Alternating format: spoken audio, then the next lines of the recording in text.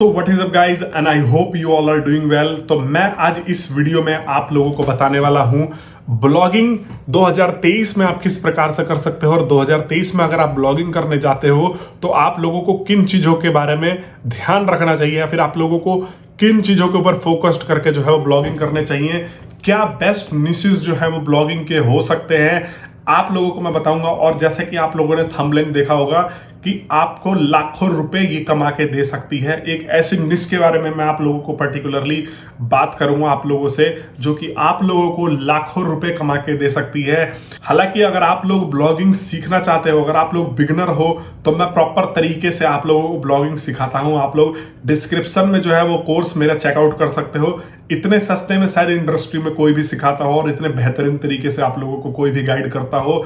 आप लोग वो कोर्स जरूर चेकआउट कर लेना। तो वो कौन से बेस्ट ब्लॉगिंग आइडियाज है या फिर ब्लॉगिंग निश है जो कि मेरे को 2023 में लाखों रुपए कमा सकता है, तो आप लोगों को एक निश देता हूं जो कि 2020 के बाद इतनी बड़ी है कि अभी भी अगर आप लोग इस निश में घुस जाते हो तो आप लोगों को लाखों करोड़ों रुपए कमा के दे देगी। वो है एजुकेशन की निश। अगर आप एजुकेशन के निश में घुसते हो और ब्लॉगिंग करते हो तो आप स्क्रीन पे देख सकते हो कि स्क्रीन पे एजुकेशन का ग्राफ जो है वो कितना बड़ा है। 2020 के बाद से, कोरोना काल के बाद से ये जो है वो ग्राफ बढ़ता ही जा रहा है, और बहुत सारे लोग इसमें ऑलरेडी एंटर हो रहे हैं, और बहुत सारे लोग जो है स्पेस क्रिएट करके पैसा कमा रहे हैं। तो अगर आप ये सोच रहे हो कि नहीं भाई इस निश में ऑलरेडी इतने सारे लोग हैं, तो मैं आप लोगों को बता दूं कि आप लोगों को एजुकेशन निश में घुसना चाहिए। एजुकेशन निश जो है वो अभी इस टाइम की सबसे ग्रोइंग है। अगर आप लोग इसमें घुस के सेट हो जाते हो तो आप लोग मजे में बहुत सारे पैसे कमाने वाले हो। थोड़ा सा मेहनत, उसके बाद मनी ही मनी है इस एजुकेशन निश में। तो और मैं भी बहुत सारी चीजें जो है वो इस पर्टिकुलर निश में टेस्ट कर रहा हूँ। टेक्नोलॉजी के निश में तो मैं टेस्ट करता ही हूँ, लेकिन अभी मैं जो है वो रिसेंटली में इस निश में घुसा हूँ, और मैं कुछ सीक्रेट्स भी आप लोगों के साथ जो है वो रिवील करने वाला हूं। तो मैं आप लोगों को बता दूं कि एजुकेशन बहुत बड़ा फील्ड है। ऐसा नहीं है कि एजुकेशन निश बोल रहा हूं तो मतलब एजुकेशन में आप लोगों ने एक ब्लॉग खोल लिया और आप किसी भी टॉपिक के ऊपर एजुकेशन से रिलेटेड लिखने लग गए। आप लोगों को माइक्रो निश के ऊपर काम करना है। मैं अगर अपने एक्सपीरियंस की बात करूं तो मेरे को सबसे ज्यादा जो बूस्ट मिलता है सारे ही ब्लॉगिंग में, सारे ही तरीके के ब्लॉग्स पे, वो है माइक्रो निश। अगर मैं एक पर्टिकुलर निश को लेके चलता हूं, अगर मैं एक पर्टिकुलर निश के ऊपर जो है वो लिखता हूं या फिर जो है ब्लॉग करता हूं, तो वो बूस्ट बहुत जल्दी मिलता है। इंस्टेड कि मैं एक बहुत वाइड टॉपिक के ऊपर जो है वो ब्लॉग खोल लूँ और उसके बाद उसके ऊपर लिखना चालू करूं। आप लोगों को एक स्पेसिफिक निश में, अब स्पेसिफिक निश आप लोगों को समझ में नहीं आ रही होगी। आप सोच रहे होगे कि भाई स्पेसिफिक निश आखिर क्या है, एग्जैक्टली में कैसी चीज है।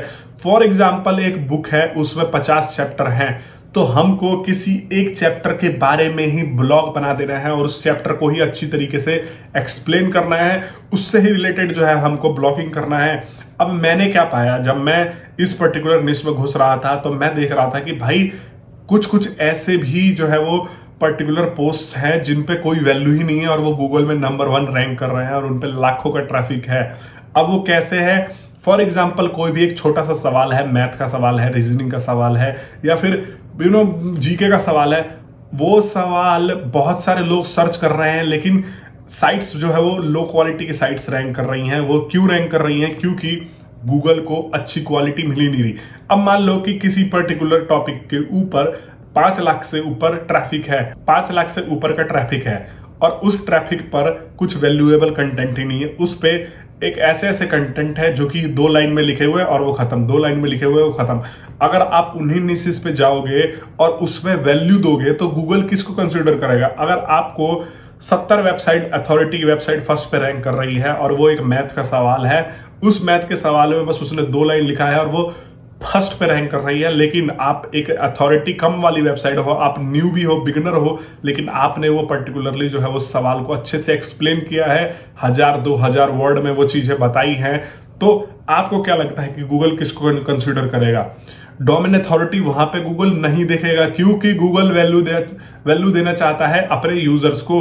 और वहीं पे अगर वो 70 अथॉरिटी की जो है वो डोमेन वाली वेबसाइट जो है वो एक छोटे से 5 लाइन के सवाल पे रैंक करेगी, अगर आप वहीं पे ही 50 लाइन दोगे, इसका मतलब गूगल ये सोचेगा कि हाँ इस कंटेंट में वैल्यू है, इसमें वैल्यू नहीं है, और आप उसको रेगुलर फ्रीक्वेंटली अपडेट करते रहोगे, तो आपकी कंटेंट की जो है वो अथॉरिटी उसके मुकाबले मुकाबले ज्यादा बढ़ जाएगी। मैंने ऐसे ऐसे भी लोग देखे हैं जो कि इस निश में अभी नए नए घुस रहे हैं और रिसर्च कर करके ऐसे ही बेहतरीन टॉपिक्स को चुन चुन के, जिन पर लाखों का ट्रैफिक है और वो उस पर रैंक करवा रहे हैं अपने ब्लॉग को, वो इन अपॉर्चुनिटीज को ग्रैब कर रहे हैं। मैं एक हैचरिप्स करके एक टूल आता है वो यूज करता हूं और उस पर मैंने खुद ने देखा है कि कितनी ही बड़ी बड़ी वेबसाइट्स हैं जिन पे करोड़ों अरबों का ट्रैफिक, जिन पे करोड़ों का ट्रैफिक है, वो जो है छोटे छोटे ऐसे सवालों पे भी रैंक कर रहे हैं। तो हम क्या कर सकते हैं कि हम उन साइट्स को हैचरिप्स की मदद से या फिर जो भी वेबसाइट एक्सप्लोरर वाली जितनी भी साइट्स होती हैं जिनसे आप बैकलिंक और जिनसे आप ट्रैफिक वगैरह एक्सप्लोर कर सकते हो,